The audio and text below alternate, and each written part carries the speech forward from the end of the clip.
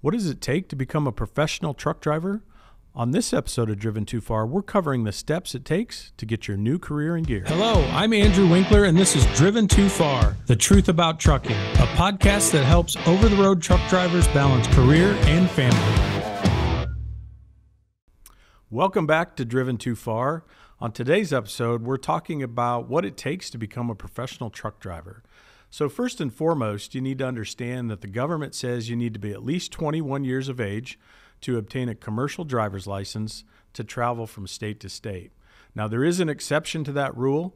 If you're not quite 21 yet, you can obtain a CDL at the age of 18 years old, but you'll be confined to operating with your own home state. One of the other things you need to consider, most companies will require you to have what they consider a clean driving record. Now, what is a clean driving record? It's a little bit subjective, obviously, but really means that you can't have any major traffic violations on your driving record. Major would include an accident, high speed type tickets, reckless driving, DUIs, anything like that. Now, that's not to say you couldn't get a job with your CDL with something like that on your record, but most carriers are going to shy away from that simply because you're a new entrant into the industry and you're already at a high risk. And by high risk, I mean you don't have any experience to operate these commercial motor vehicles up and down the interstates and the highways. So they want to make sure they're hiring responsible people that have always taken good care of their driving record.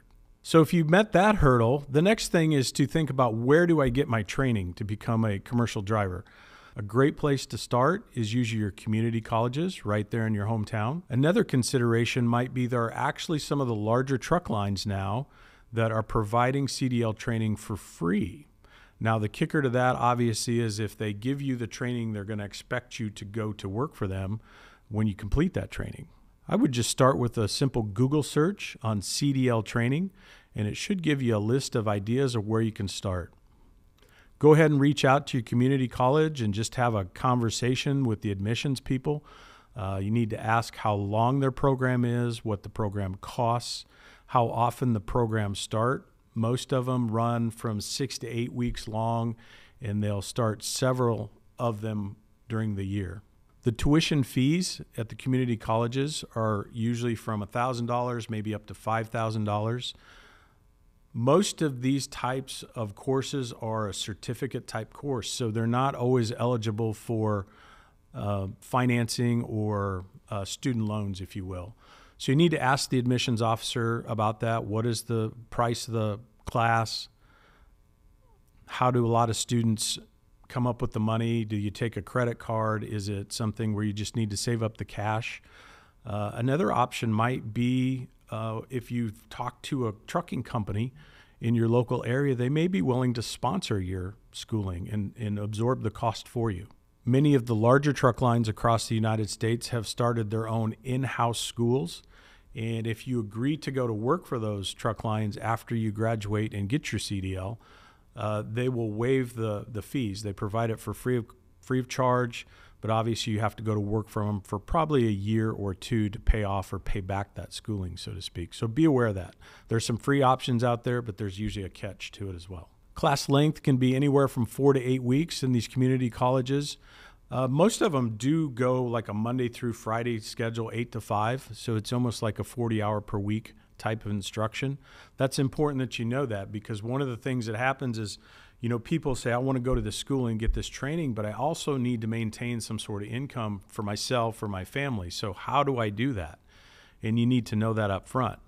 Now, some of the larger community colleges out there have started some kind of nights and weekend type schedules too, where you might be able to continue working your 8 to 5 job Monday through Friday and then maybe take a few hours every night after work to get your class in. Some of them have even created weekend type classes where you go on a Saturday and Sunday for 6 or 8 hours for each of those. It takes longer to get through the course if you do it that way, but keep in mind, you gotta have income, and you gotta still be able to put food on the table and pay those bills and stuff. So that might be a good option for you. Otherwise, you'll just need to figure out how to save up, knowing that you're going to be in school for about a 2-month time frame before you go out and get a job and you replenish that income as a professional driver. The instruction for CDL is usually broke up into two segments. One is more of a classroom and a theory type, where you talk a lot about regulations and the laws that regulate our industry. A lot of times you'll spend a few days out of the week doing that, going through textbooks and learning some of those things. And then they try to blend that with your time out on the driving range. So it's a classroom, and then there's part where there's hands-on. They're actually teaching you how to inspect the trucks and look for issues, and then how to operate the trucks, of course, as well. Most of the community colleges have what they call a driving range.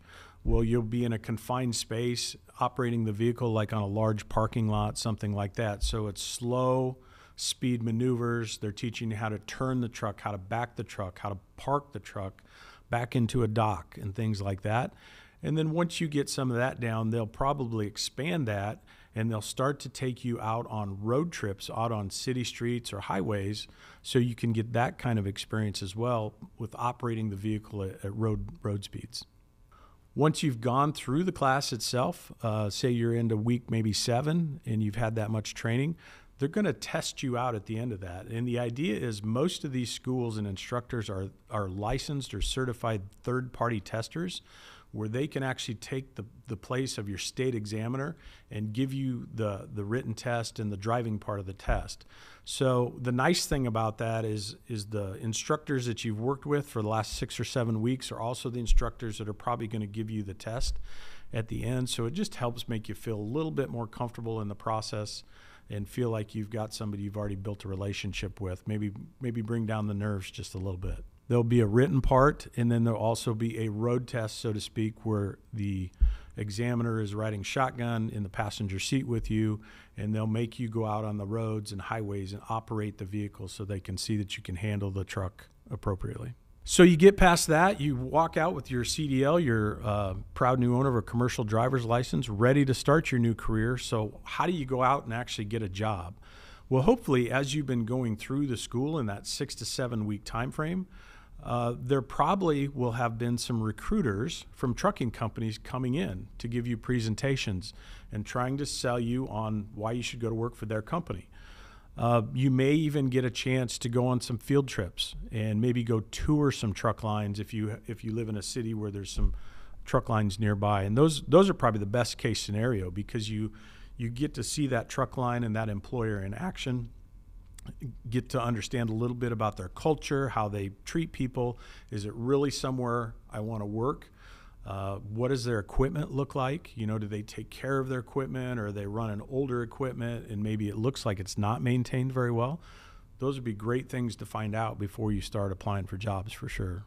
So when you start to think about what kind of driving job you want, I want you to understand a couple things. There's probably 3 different classifications for most drivers. The first is OTR, or what we call over the road.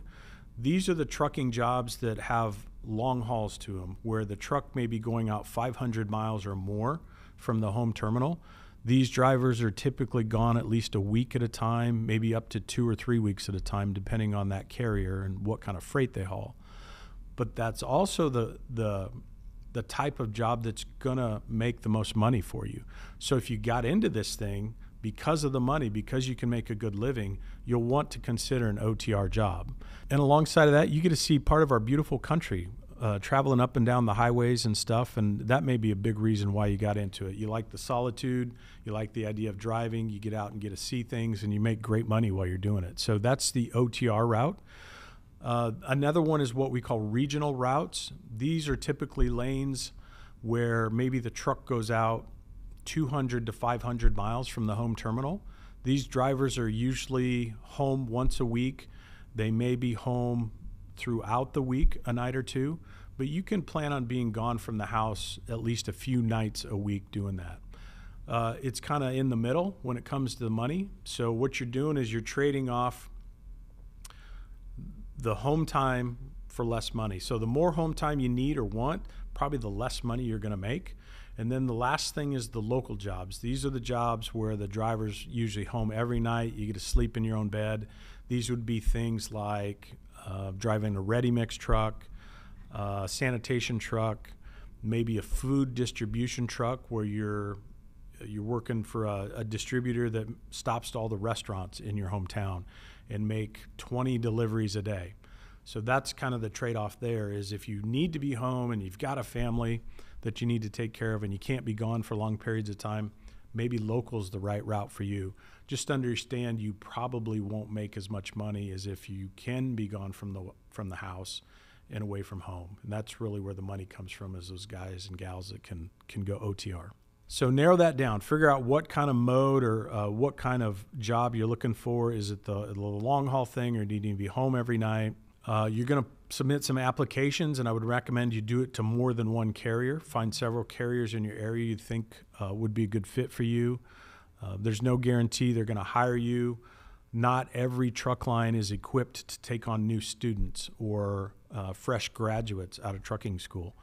So find somebody that does that. When they do that, they're most likely going to put you through an orientation, which can range anywhere from 1 day to 5 days, depending on how much detail they're going to give you in that orientation class. Typically, then, they will pair you up with a certified trainer within their organization, and you will be sharing a cab or the same truck with a professional driver. This is a great process because it gets to teach you the things that you never learned in class. So some of the things to think about is, boy, how do I interact with people at the shipper or the receiver? What do I do with the paperwork? How do I know what door to go into or back into to deliver my goods? How do I interact in the truck stop? What kind of fuel do I put in the truck? What is DEF and what does that do? How much of that do I need? Maybe you'll experience a breakdown at some point and you need to know how to interact with a mechanic or a technician. But that's why they pair you up with a veteran driver to help you show those real world type scenarios. The training itself can vary from carrier to carrier depending on how they do it, but I would guess you could expect to spend at least 4 weeks with that trainer, maybe as long as 8 weeks before they will let you go solo and have your own truck. But like I said, that'll be up to each individual carrier and whatever their safety program looks like. Don't always go for the short training periods. Usually the longer training periods are more thorough, and I think once you do go solo, you'll feel much better about how to operate the vehicle, feel much more confident about your ability to do that on your own. Once you complete the 4 to 6 to 8 weeks with the trainer, the safety director will most likely go on another road test with you and just evaluate your skills, make sure you can handle the truck okay in both city situations and out on the highways and the interstates at road speed. And assuming everything goes well and you did great with your training, you're probably going to get assigned your first solo truck. So there you have it. That's kind of the path in a nutshell. Again, probably 21 years of age to start, reasonably clean driving record. From there, you're going to go check out the CDL schools and the community colleges in your area. If you don't have anything like that in the area, maybe you check out some truck lines that offer free CDL training and can go that route. You'll go through that process. At the end of that process, you will come out with a commercial driver's license. You will get hired on to a carrier. You'll go through their internal training program. They'll match you up with a veteran driver to teach you everything you need to know out on the road. And hopefully, if everything went well after that, you'll be flying solo real soon. Thanks again for joining us on this episode of Driven Too Far. If you're looking for a trucking career, check us out at chiefcarriers.com.